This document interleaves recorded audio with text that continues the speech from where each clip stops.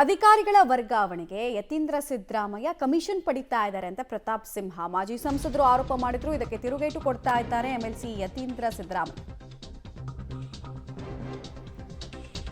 ರಾಯಚೂರಿನಲ್ಲಿ ಎಂಎಲ್ಸಿ ಯತೀಂದ್ರ ಅವರು ಕೊಟ್ಟಿರುವಂತಹ ತಿರುಗೇಟು ಹೀಗಿದೆ. ಪ್ರತಾಪ್ ಸಿಂಹ ಯಾರ್ರೀ ಅವರು ಅಂತ ಪ್ರಶ್ನೆಯನ್ನು ಕೇಳಿದ್ದಾರೆ. ಆತ ರಾಜಕೀಯದಲ್ಲಿ ಪ್ರಸ್ತುತವಾಗಿರಬೇಕು, ಸಾಕ್ಷಿ ಆಧಾರ ಇಲ್ಲದೆ ಬಾಯಿಗೆ ಬಂದಂತೆ ಆರೋಪವನ್ನು ಮಾಡೋದಲ್ಲ.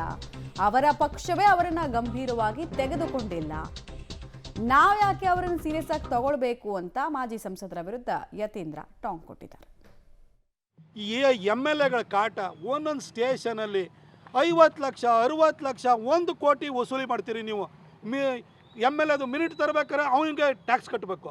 ಇಲ್ಲೊಬ್ಬರು ಟ್ರಾನ್ಸ್ಫರ್ ಮಿನಿಸ್ಟರ್ ಇದ್ದಾರೆ, ಚೀಫ್ ಮಿನಿಸ್ಟರ್ ಮಗ ಯತೀಂದ್ರ ಟ್ರಾನ್ಸ್ಫರ್, ಇವರು ವರ್ಗಾವಣೆ ಖಾತೆ ಸಚಿವರು. ಇವರು ಯಾವ ವರ್ಗಾವಣೆ ಆಗಬೇಕು ಅಂದರೆ ಯತೀಂದ್ರ ಹತ್ರ ಹೋಗಬೇಕು. ಹಾಗಾಗಿ ಅಲ್ಲಿಗೆ ಹೋಗ್ಬೇಕು, ಅಲ್ಲಿ ಟ್ಯಾಕ್ಸ್ ಕಟ್ಟಬೇಕು.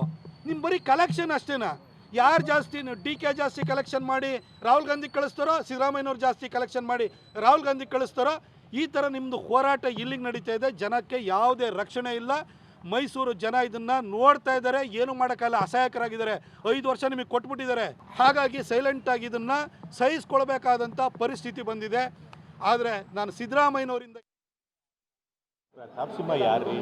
ಆತ ರಾಜಕೀಯದಲ್ಲಿ ಪ್ರಸ್ತುತ ಆಗಿರಬೇಕು. ಹಾಗಾಗಿ ಸುಮ್ಮನೆ ಸಾಕ್ಷ್ಯ ಇಲ್ಲದೆ ಆಧಾರ ಇಲ್ಲದೆ ಬಾಯಿಗೆ ಬಂದಂಗೆ ಆರೋಪ ಮಾಡ್ತಿರ್ತಾರೆ. ಸೊ ಹಾಗಾಗಿ ಅವ್ರು ಹೇಳೋದನ್ನೆಲ್ಲ ಗಂಭೀರವಾಗಿ ತೊಗೊಳ್ಬೇಕಲ್ಲ. ಅವ್ರ ಪಕ್ಷನೇ ಅವ್ರನ್ನ ಗಂಭೀರವಾಗಿ ತೊಗೊಂಡಿಲ್ಲ, ನಾವೇ ಗಂಭೀರವಾಗಿ. ಈ ಪ್ರತಾಪ್ ಸಿಂಹ ಯಾರ್ರೀ?